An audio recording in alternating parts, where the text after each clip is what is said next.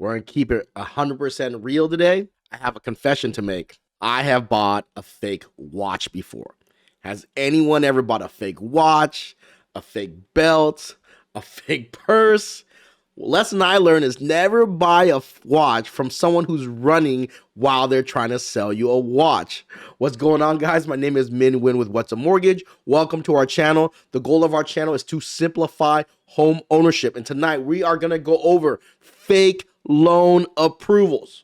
One thing I hate more than fake watches, fake designer things is a fake loan approval. Imagine you out there shopping around with your realtor, writing offer after offer, and realize once you go into escrow, your approval gets denied, and you're sitting there wondering, like, what happened? How did this happen? And tonight we're going to go over how to sniff out those fake approvals. If it's your first time tuning into our show, do me a huge favor, hit the subscribe and notification button so you're notified every time we go live or post new content. We go live every Monday night on Facebook and YouTube at 9 p.m. and we post content daily on Instagram and TikTok. So if you're not following us on Instagram and TikTok, go ahead and do so. Also, guys, this is an interactive live stream, so ask a lot of questions.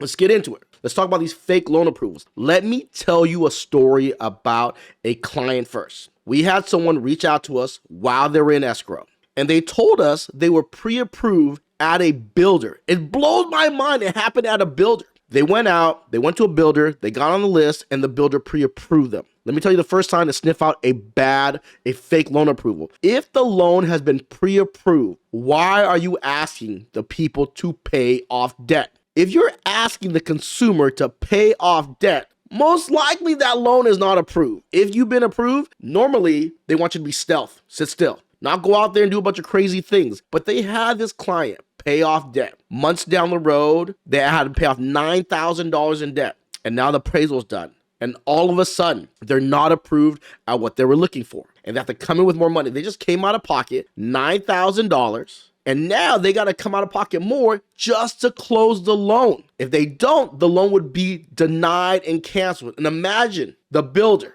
the buyer, they went to the design center. So this was new construction. They've already mapped out this whole home. And everyone has installed everything into the property, all the construction workers. And now the loan is denied. What type of loan officer is that? Guys, it happens so often. Let me tell you a second story before I start. We had somebody, I love it, when someone comes to me, man, I was pre-approved by another lender, all I have to do is beat the rate. That's the easiest thing.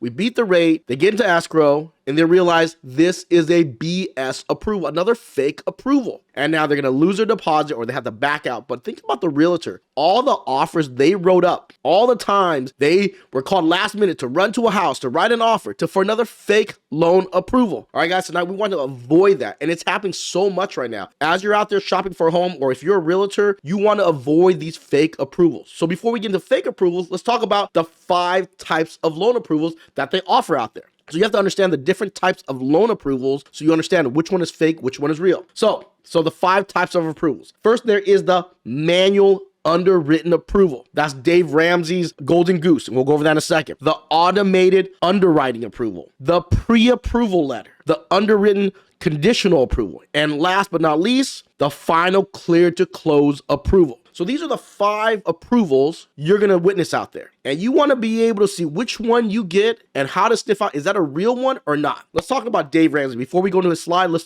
check out on the website. This is on Dave Ramsey's website that was released and it's been updated. Let me see the last time this thing was updated here. This thing was updated September 24th, 2021. How to live without credit. Buying a home. Don't have a credit score? Good. Despite what everyone else says, you don't need one to buy a house. Oh my God, what's this guy on? And if you've never gone into debt, that shouldn't be too difficult. Now it's time to focus on one thing. Make sure you have a large down payment to buy your next home. Without a credit score, your down payment is a big factor, along with your job and how long you've been employed at your line of work. You also want an outstanding history of rental and utility payments. How can you rent somewhere without credit? Look for a mortgage company that uses a process called a manual underwrite. So he's talking about here about a manual underwrite, the first approval. So if you're out there looking for a home and you listen to Dave Ramsey and you get this manual approval, yes, they can approve you. But you can reach out to any seller right now in a seller's market. And I don't think we're going to see a buyer's market in the next 3 to 4 years because of the lack of inventory. Do you think that seller is going to take you serious with a manual of pre-approval? Where are you writing an offer? What type of property? Are you writing an offer on a farm or on an igloo? Come on. In today's market, you can't go out there and shop with these manual approvals. These manual approvals, the seller is not going to take you serious. You want to make sure you have an automated approval, which we'll go over in a second. So let's look at this manual approval here. For buyers whose credit score scenarios do not fit the box. So like Dave Ramsey said, if you have no credit, it's probably going to be a manual approval, right? You have to have no credit or low credit. With this manual approval, typically you're going to get a conventional loan. It's not guaranteed when they give you that manual approval because they don't really process the deal until you actually get into escrow. Sellers market, they're not going to like it.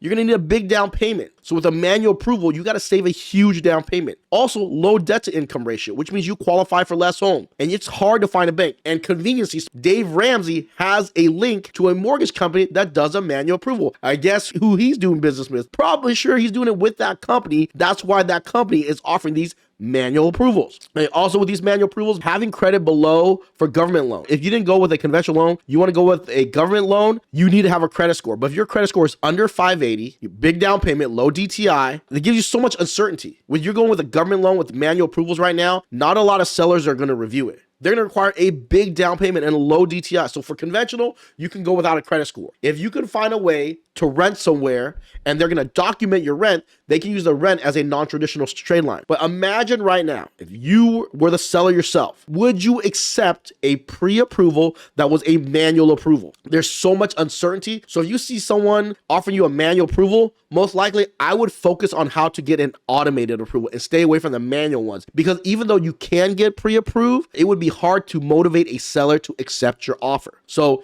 even though it's not fake, the likelihood of you getting a manual approval to get your offer accepted and actually push through is very slim. I'm not saying it's impossible, but very slim. That's why I would avoid them. What you want to focus your energy on, which is the next type of approval, is the automated underwriting approval. There's 3 types. There's desktop underwriting for DU. Fannie Mae is ran for conventional loans, FHA loans, and VA loans. Then there's Loan Prospect. Freddie Mac ran for conventional loans. And if you're going with a USDA loan, it's called Guaranteed Underwriting System. What happens is a lender runs your credit and uploads your application based on the information you provide into a cloud-based software that follows Fannie Mae, Freddie Mac, or the GUS system, then issues an automated underwriting approval based on the information that's put in the system. So if you talk to a lot of lenders or you talk to a lot of realtors, when they're writing the offer, they'll ask the lender, hey, can I get a copy of the DU? Can I get the LP? Can I get the GUS if it's USDA? So this approval is a little bit better than automated because Fannie Mae, Freddie Mac, and GUS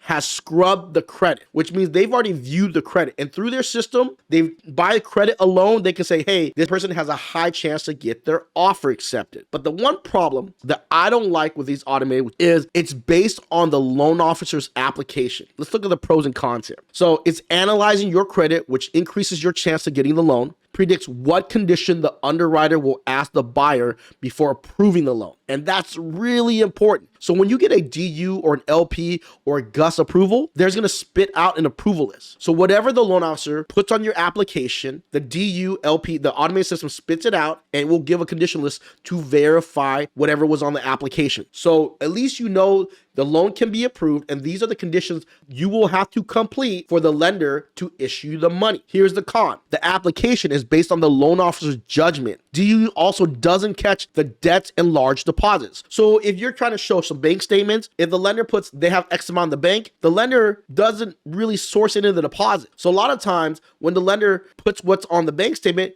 you might be short to close because there might be a big deposit you can't source. And now you have to back it out and you might be short to close. So that's one thing that DU doesn't catch. It can't scan your bank statements. Also, with DU and LP, it can't catch certain things on credit. Like if you had IRS payments, if you had child support, that's not on your credit, but it's on the pay stubs, they can't catch that. If you co-sign for somebody, they can't catch that. If you have 12 months bank statements showing that someone else made the payment or that your business makes it, they can't catch that. If there's under 10 payments left, they can't catch to omit those things. So there is a pro where it works out in your favor when you get a conventional loan, because when you go with a conventional loan and you have that 620 to 700, that DU and that LP really helps, because let's say you meet the credit requirements, you meet the DTI requirements. For some reason, between 620 and 700, if they don't like the loan, it will not approve it, even though you fit the parameters. So you don't get excited. You're out there looking for a property, and all of a sudden, once you get one, the lender runs a DU and you don't get an approve eligible. That's why it's really important that you get these pre-approvals or these automated approvals up front. Remember, when you're talking to a lender, when they do run your credit, ask for the DU and LP. At least that's one step closer to your approval. Doesn't mean the approval is real. So you're out there, oh my gosh, I'm approved. You know, some people call me, they're all cocky. They're like, I got my DU. Well, great, you got your DU. They scrubbed against the credit, but it's based on the information from a salesperson. If you were a salesperson, you would know we're very optimistic people. Salespeople are very optimistic. They think the highest and best, but the underwriter might not think that once you go into escrow. That's why I see a lot of people, I had the DU, what happened? You fall out of escrow. So let's look at the third type of approval. And here's the one we all get shocked on. Anyone ever get a letter in the mail? You've been pre-approved by up to a certain dollar amount for a credit card or for a car, and you get excited and you start looking for cars online already, or you start figuring out what you're going to spend the money, and you realize it's only a pre-approval. They haven't really looked at the meat and potatoes of the file yet, and you get all excited, and all of a sudden, when it's time to issue the money, you're not getting the dollar amount you want. And that's what happens with pre-approval letter. Okay, pre-approval letters issued when a loan officer has ran the automated underwriting through Fannie Mae or Freddie Mac and gotten you an approval. Letter is sent to the consumer and realtor to let them know that they are pre-approved to buy a house. Even though it passed DU and LP, it's still not enough because the underwriter has not looked at it and gave you the final decision. And I feel like this pre-approval letter, which a lot of loan officers who are watching this are probably going to disagree with me because they don't offer the other types of approval. Well, my pre-approval is good to go. I'm 10 for 10, but they don't issue you the money. Anything can happen, especially in 2021. If you're watching this, with all the changes to people's income, employment gaps, tax return gaps, or not filing correctly because of COVID or not coming back in time, P&L issues. So a lot of things can happen. So that's why you want this file. If I have been pre-approved for this dollar amount and you realize once you go into escrow, the underwriter denies a loan and you get all, right? You get all depressed. If you're a realtor, if it happens to you, let us know in the comments below. If you know someone that's been through that, or if you've gone through it, let us know in the comments below, because it's not rare. It's pretty common that a loan officer runs your credit. And that's why I like these bigger companies. These bigger companies, they can't even issue the pre-approval until DU is ran. And some of these bigger companies, the system validates the income, validates the assets already. So you know the income and asset the lender is going to use, and then they offer you a pre-approval. The smaller companies, unfortunately, brokers, I'm not talking bad about brokers. Brokers have a lot of great qualities. Unless they are sending the loan to a company that also validates all that information, that pre-approval is just a loan officer's opinion, who's a salesperson, who's just typing up a letter on a Word document. And you're out there with this couple $100,000 pre-approval letter, dancing the night away with your DU and with your credit report and with your assets, knowing that it's just a letter by a salesperson. Yes, can that salesperson be right? I'm sure they're right 90% of the time, but do you want to take that risk? I'm telling you right now, this week alone, the two stories I told you, completely true. One was a builder. How did that happen with a builder? I think in a bigger company, they've already ran all that information and checked, but they're still paying off debt while they were pre-approved. Why would you still be paying off debt if you are approved? And now last minute, you have to come in with more money. So it's really important that you understand that these pre-approval letters, yes, some people are going to be mad at me, but they're not real approvals. They're just like that letter you get in the mail regarding a car loan or a credit card. And a lot of people hate on the next approval because they don't offer the next approval. They only offer pre-approval. But if it was me, in a seller's market where they want you to waive the loan contingency, I wouldn't be walking around with the pre-approval letter. I would want the next approval, the underwritten approval. Here's where it's at. Underwritten conditional approval. It's like having a golden ticket when shopping for a home, issued by an underwriter who has final say. So you get this underwritten conditional approval. An underwriter has issued it. Of course, you're dealing with the bigger companies. They've already validated the income. They've validated the asset. Credit's been scraped against DUL. You know, when you get approved for a home loan, it's credit, income, assets, and the home. So you're just waiting for that property. But the other three have been reviewed. So in a pre-approval or in a DU, the loan officer puts in the application. In the underwritten approval, even though the loan officer puts in the application, the underwriter validates all the information they got from you uploading into the system, and then they correct the loan application and they run their own DU, and the conditions that are spit out are the true conditions that they're going to ask you for before they loan you the money. That's why it's so important. If you can work with a lender on refi, not a big deal. You can go to anyone you want on a refi, on a purchase. If you want certainty in the biggest investment you're going to make in your life, you don't want to waste the realtor's gas money or time, drive around seeing all these homes. You want that underwritten approval. You won't want that Fugazi, right? You don't want that Fucci, right? You want that Gucci. So only issued by an underwriter. The highest chance of closing escrow without hiccups. You can waive your loan contingency. I'm not saying you should, but if you are going to waive one, make sure you have that underwritten approval and make sure the loan officer goes over the condition with you. Make sure it's conditions you can collect. If it's conditions like, hey, they might issue you an approval, but not conditions you can collect, do not move forward. Make sure it's conditions you can clear. So it's important. If you can get that fourth approval, that's that underwritten, that's that golden ticket you want. So you can go out there and shop for a home. And let's talk about the last approval, the final and clear to close. This is the real deal as it gets. The final approval won't be issued until you are actually in escrow. So in the pre-approval and the underwritten approval, credit's cleared, income's validated, assets validated. You can clear all those conditions.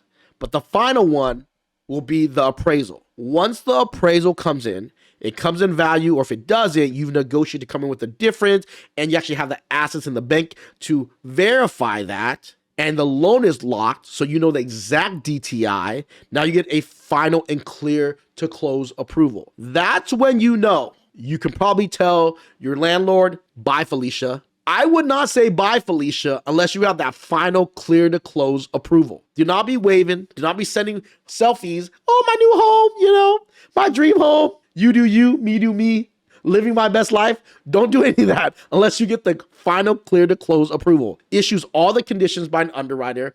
Everything is signed off. You can waive your contingency. Once you get this approval, this is where you know it's the real deal. Don't think you're walking around with some PDF or some Word document pre-approval letter and you're fine. You're not. You need to get the underwritten approval, see that condition list, clear all your conditions, but you can't even get the final until you have a property. That right there are the 5 loan approvals. And you can tell which ones are fake, which ones are not, and how to sniff out, if you can't get to that next level approval, at least on your current approval, what to sniff out to make sure it's as legitimate as possible. Let me tell you the ideal situation. I know you brokers out there throwing knives at my face right now, but I got to keep it 100, right? I love brokers when it comes to refinancing. If you have a high credit score, a low DTI that you have for sure certainty, a broker is great. But if you went through a job change, you got maternity, if your job is you had a lot of transition, 2021 was a crazy year. If you had a lot of transitions,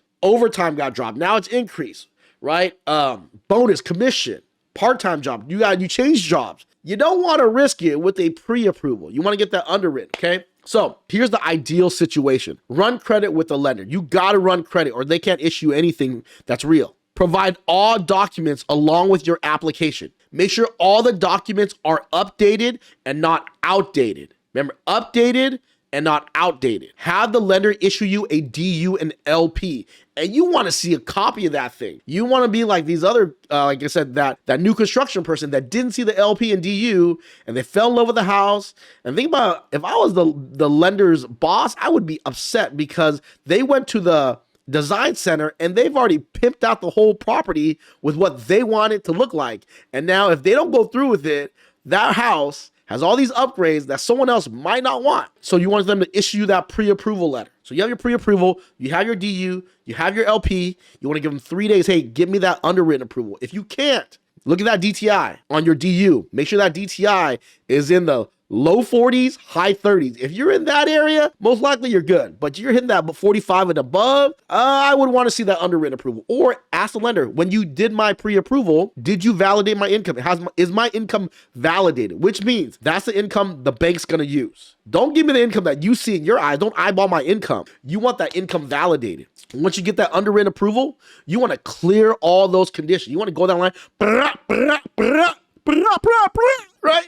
Clear all those conditions. Once you clear all those conditions, then you want to chill. Once you find a home and that appraisal clear, you're Gucci. You got a solid deal Ain't no one falling anywhere. You're going to get your home. You can tell your landlord, peace out, right? So definitely that is the ideal situation. So that right there, guys, is how you sniff out a fake loan approval. Of course, some people, that's all they offer. If they do offer only that, how to sniff out, make sure you can get it close to approved as possible. And that's how you prepare yourself. So you don't waste your time, waste your energy, kill your spirit, right? By going out there, writing offers on homes that you're not approved for. All right, guys, hopefully you enjoy the content. Guys, leave me some feedback on the bottom. If you're a broker, give me some info, leave me some feedback. Yes, I'm not here to crap on you guys. I gave you guys, like I said, there is an out for brokers. There's some brokers out there. There are my friends that they're really good at income. Sometimes they work with other wholesalers that they send the loan to that does do underwritten approvals. But of course, I'm here looking out for your best interest, and I got to give you the 100 on the information, right? Keeping it 100 with you. Okay, guys, so leave some comments below. If they brought you value, save this video, share this video, and like this video. And if you have some questions, let's bring out some Q&A. And contact us. Guys, don't forget, give us a call. You want more information on underwritten approvals, give us a call, 714-790-9697. If you do have an underwritten approval and you don't know how to read it, and for some reason your loan officer's not explaining it, or you still don't understand it, give us a call, 714-790-9697, or text it to us, right? Text us or email us the approval, info@whatsamortgage.com. All right, guys, we want to end all our episodes with our attitude is gratitude. Without you, there would be no us. So thank you guys so much and have a great night.